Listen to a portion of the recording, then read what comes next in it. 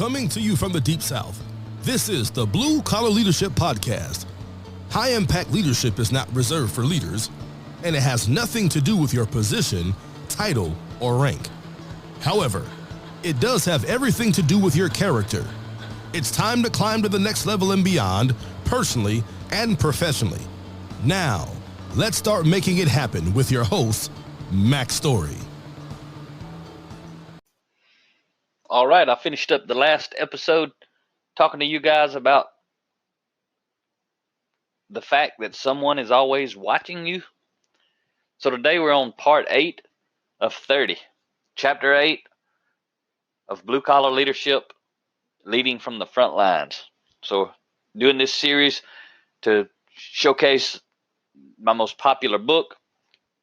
And again, it's for the frontline folks, but the principles apply to everyone. So in chapter 8, what I'm talking about there is modeling. Someone is always watching. So what you have to understand and be aware of, and this stuff I'm teaching you guys on every podcast, it applies as much at home as it does at work. But you're always teaching what you're modeling, regardless of what you're teaching. I'll say that again. You're always teaching what you're modeling, regardless of what you're teaching. So whether you're an entry-level person with no one reporting to you, or whether you're a high-level person in the organization with a lot of people reporting to you, you're always modeling and you're always teaching, because you're always teaching what you're modeling. My favorite quote of all time is by Abraham Maslow, and basically it's the same. It's a different spin on the same thing. And Abraham Maslow said it this way. He said, if we're not modeling what we're teaching something else. If we're not modeling what we're teaching something else. And what that something else is whatever we're modeling. It's not what we're teaching. It don't matter what we say, it's what we do. So I'll share a couple of quotes with you. The first one here is from Norman Vincent Peale. He says, nothing is more confusing than people who give good advice but set a bad example. And nothing is more convincing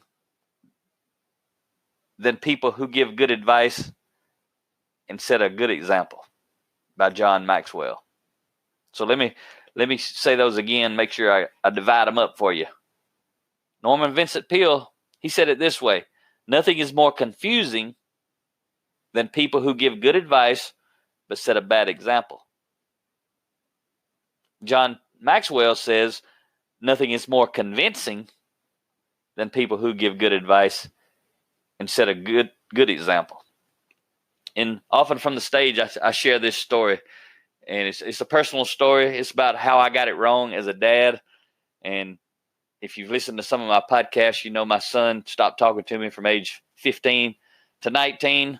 But when he was 17, I started reading leadership books and personal growth books, and 2 years of me working on me, and I was able to reestablish that relationship after he turned 19. Today he's 27, and we got an outstanding, amazing relationship. And we have had one like that since he was 19, but I had to work on me.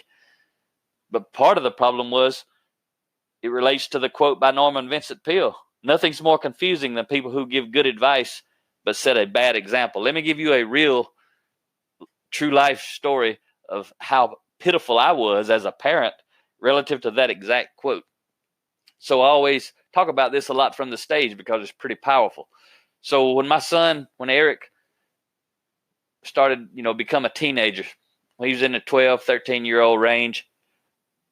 Do you think that, and I was a bad dad. That's why he quit talking to me. If I'd have been a good dad, he wouldn't have quit talking to me. So no matter how good I thought I was, I got a lot of stuff wrong. And this is an example of it.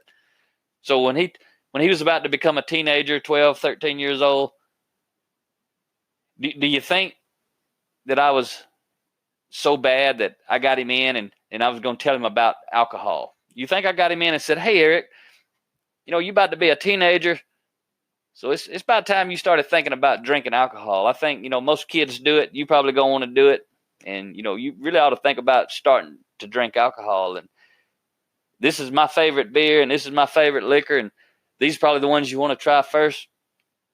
You think that's the kind of dad I was, that I actually encouraged him to drink alcohol at a young age? You think I was that bad? No, I wasn't that bad. I was worse. I was worse than that right there. Let me explain it. Because when he was getting close to being a teenager, I didn't have the talk with him and tell him he needed to start drinking. I had the talk with him and told him why he didn't need to drink. All the bad things that could happen, bad choices and bad decisions. And I gave him examples of other people in other situations where people had something happen they didn't expect. And I told him how hanging out with a bad crowd who's drinking is probably going to cause him to start drinking. All that stuff. That's the advice I gave him. But the example I gave him was when he'd go into the refrigerator and get himself a Coke or some milk or some tea. Guess what he saw in the bottom drawer of the refrigerator? Every single time, a drawer full of beer. And in the hallway where he kept the towels for his bathroom near his bedroom, the bottom shelf full of liquor bottles. It's also where we kept our pool supplies and hot tub supplies in that same closet. And it's also where I kept my stash of liquor. So every time he wanted something to drink, he saw my beer. And every time he took a shower, he saw my liquor. That's why I say I was a far worse dad than giving him advice to drink. I gave him advice not to drink, and then I'd drink alcohol. And he'd see me do it, and he'd see my alcohol. So I gave a very, very confusing example and reflected poor integrity. So that's what I'm talking about in this chapter. Somebody's always watching. And I regret that, but that's who I was at that time. But like I always say, I'm better now. I'm much better. I hadn't had a drop of alcohol since 2012. So 6 years now, I've really been setting an example in alignment with my advice that I would have given him at the time, or actually did give him, but I just didn't give him the right example. So think about the front lines, whether you're on the front lines or lead those on the front lines. Which type of role model will give you more options, more opportunities to advance and grow, and more influence among the leaders? And what I'm doing is I'm asking you a question.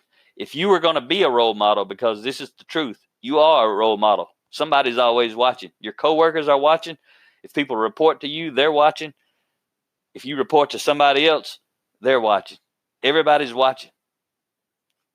So now think, if you were a positive role model or a negative role model, because you're one or the other, which type you think would give you more options and give you more influence in the organization, especially with the leaders? How about a role model embracing change or one resisting change? How about one offering new ideas and suggestions for improvement, or one that never has any ideas, has nothing to add, nothing to say? Or a role model that's just there to get paid and everybody knows it? Or one that's there to make a difference and everybody knows it? What I'm getting at is who you are matters. We talked about that before, the secret to your success. How are you operating your business, which is you? What kind of word of mouth advertisement are you generating? Because people are watching. The people you're interacting with are watching, and people that you're not interacting with, but who are in the area, are watching. So it's common sense what kind of role model will move you forward faster. But as you know, we talked about this in part 4, chapter 4. It's not always common practice to do what we commonly understand. There's often a lot of resistance to everything new and different by some on the front lines, and those resisting change usually don't have very much influence with high impact leaders, only with others who believe what they believe. However, there are a few that embrace change and new things, and they have a lot of influence with high impact leaders, those who are responsible for moving the organization forward. So which team would you want to be on? A team moaning and groaning with little or no influence? Or a team with leaders that want your help and you have a lot of influence with them, and that allows you to help shape your future? Again, it's common sense. You want to be a whiner or a shiner? What's your behavior say? Because whatever you're doing, that's what you're modeling to the world.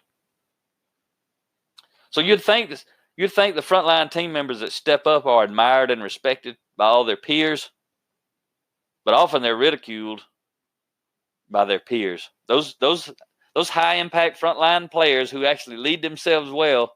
You've heard this. You might be guilty of saying it. I used to say it. I know better now.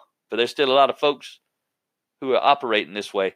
So when somebody's actually doing a good job, working with the boss, has a good relationship, whenever they get done talking to the boss, they walk back around their coworkers, and first thing they hear is something about brown nosing or sucking up or worse. And I ain't going to go there, but you know what the worse is. You've heard it.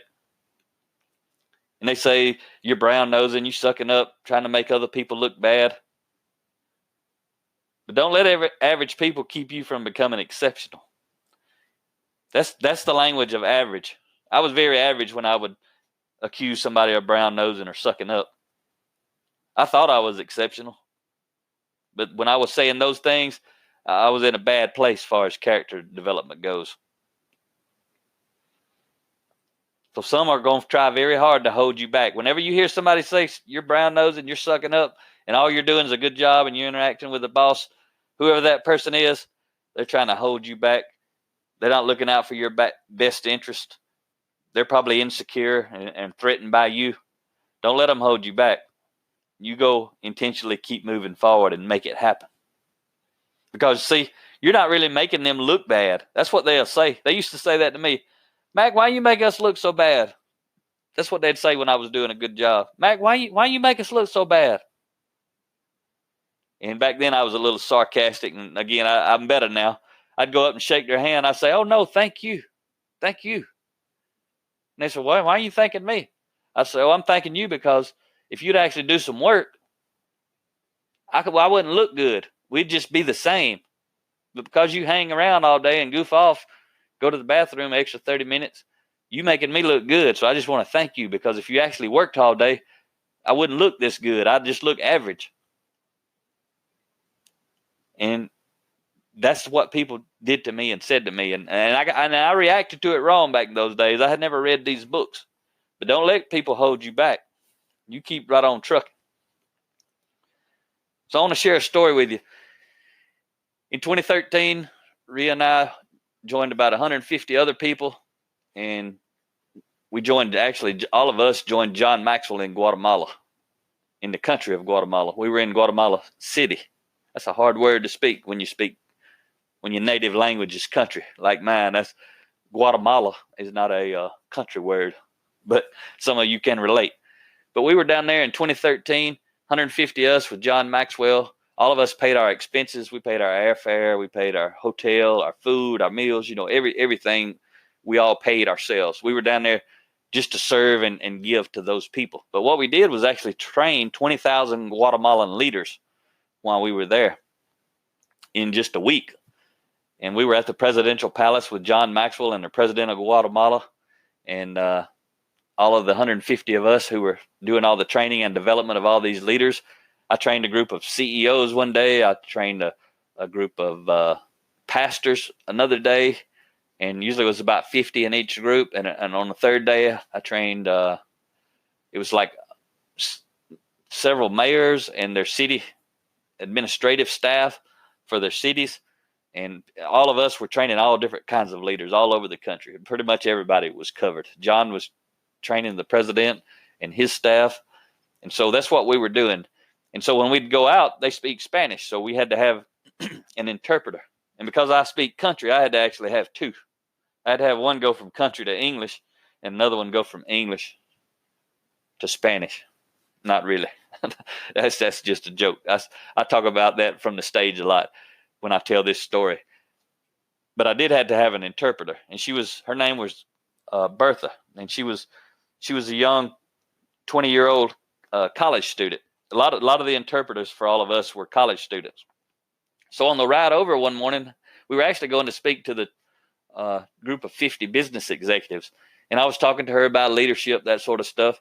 And when we get out of the taxi on the ride over, just out of the blue, and it must have been something I said, and she was thinking on it and reflecting on it.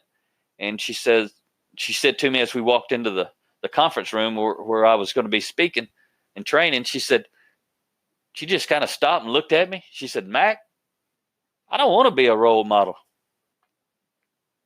I put my hand on her shoulder and looked at her. I said, Bertha, you already are, because somebody's always watching. And I told her, I said, the real question you got to ask yourself is, what kind of role model do you want to be?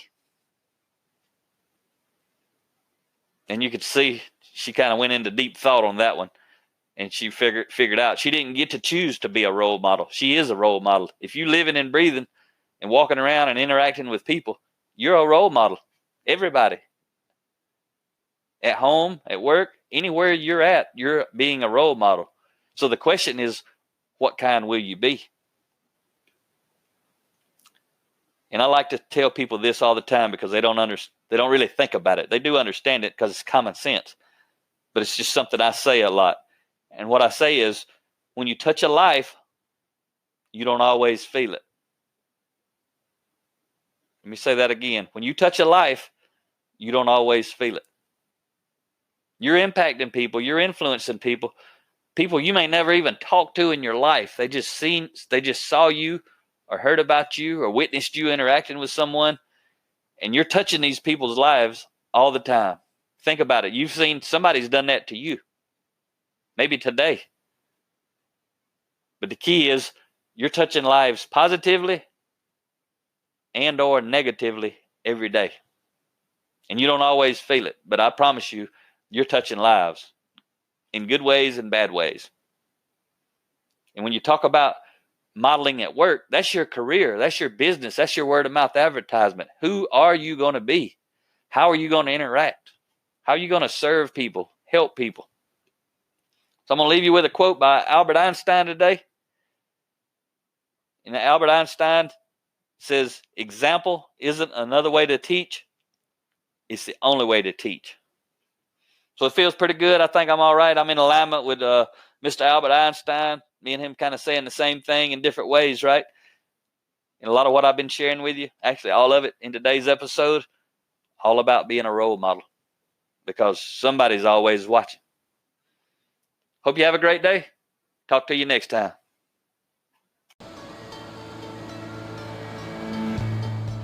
Make it happen, or someone else will. It might as well be you. Are you serious about taking your career and your life to the next level and beyond? Check out Mac Story's Blue Collar Leadership series books and others, now available on audio, along with paperback and ebooks at Amazon, iTunes, and Audible. Please visit bluecollarleadership.com to learn about Mac's books, programs, special offers, certifications, and more. Thank you for listening to the Blue Collar Leadership Podcast.